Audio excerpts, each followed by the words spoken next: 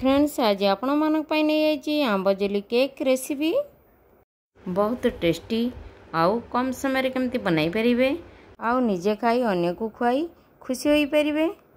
Hello friends नमस्कार मु विद्युत प्रभा विद्युत विधान कुकिंग चैनल रु आपण मानक स्वागत करूछि।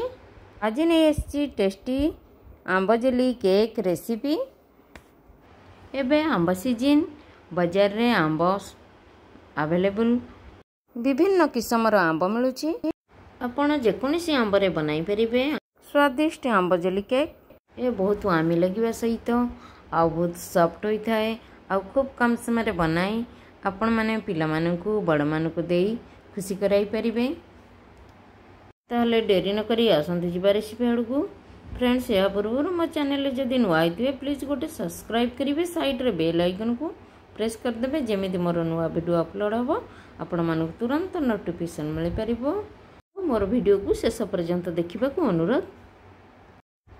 फ्रेंड्स आंब जेली बनेया पई प्रथमे हमें गोटे कटोरी पानी नेबा तापरे हमें अगर पैकेट नेबा जोटा कि जेली बनैबारे सहायता करथाए। अगर पैकेट एमती मार्केट रे मिलुची आपण आनी की करिवे। या परे हमें सस्पेन गरम करी गोटे बाउल पानी को हमें ऐड करी गरम करिबा। फ्रेंड्स देखिया को सुंदर लगुथिबा जेली बनेबा बहुत सहज। एबे हम पानी गरम करनेबा एही समय हमें से बाउल रा आउ आधा कटोरी पानी नेबा।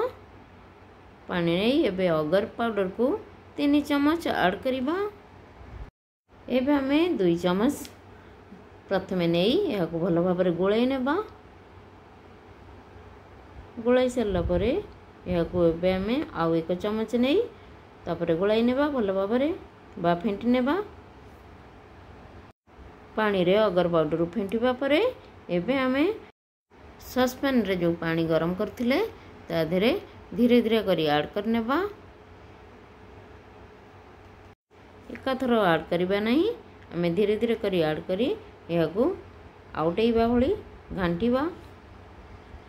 फ्रेंड्स एबे देखंतु उषुम पानी रे अगर पकेला ठारू ए धीरे धीरे आउटी गलानी एबे बहलिया होई आसलानी।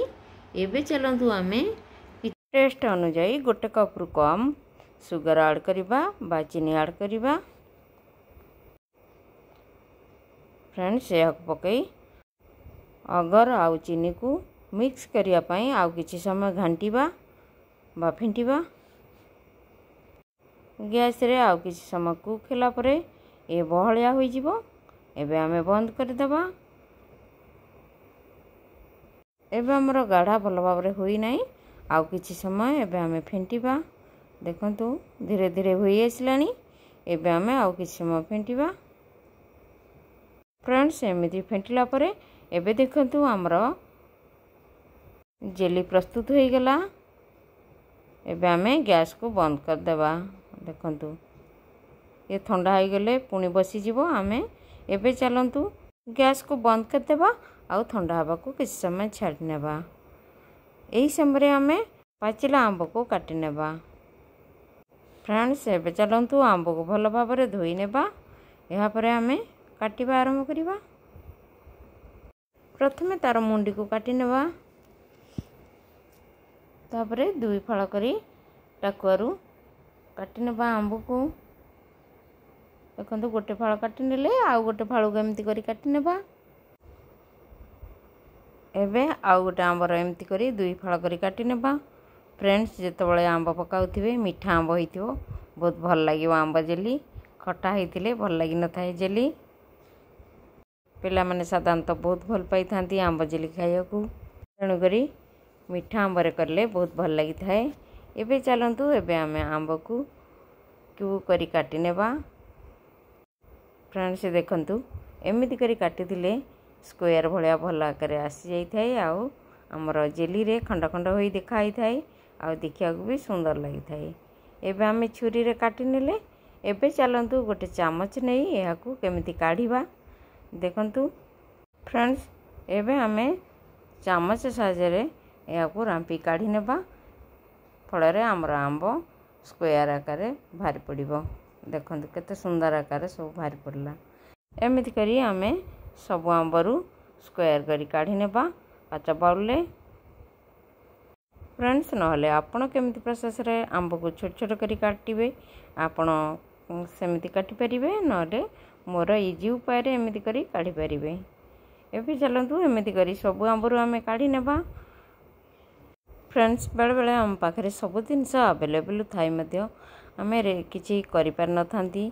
जदि आमे जानिथिबा सब विषय रे आमे विभिन्न प्रकार आइटम करी खाइबा आउ पिला मानु खुई परिबा। देखंतु एमिति करी सब आंब को आमे स्क्वायर आकार काढ़ी नेले।